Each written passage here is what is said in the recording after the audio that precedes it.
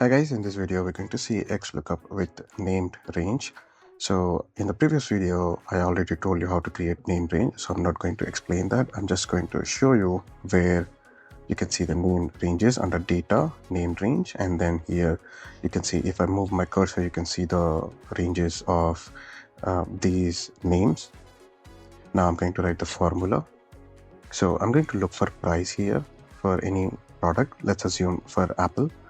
So X lookup, and then I'm going to select Apple. Now I don't need to select the entire search range.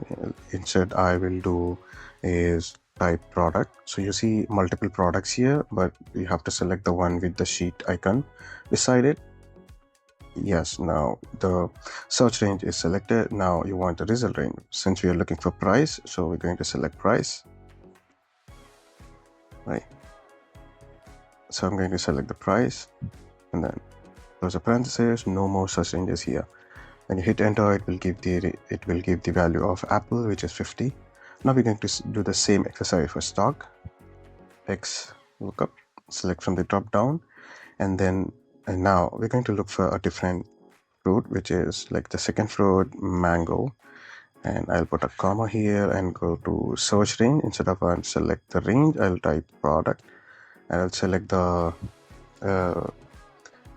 drop down which has a sheet icon, comma. This time I'm going to select stock.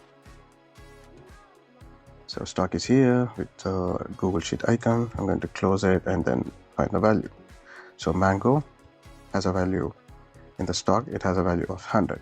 So this is how you can use name ranges, which will ease your review process or sheets process.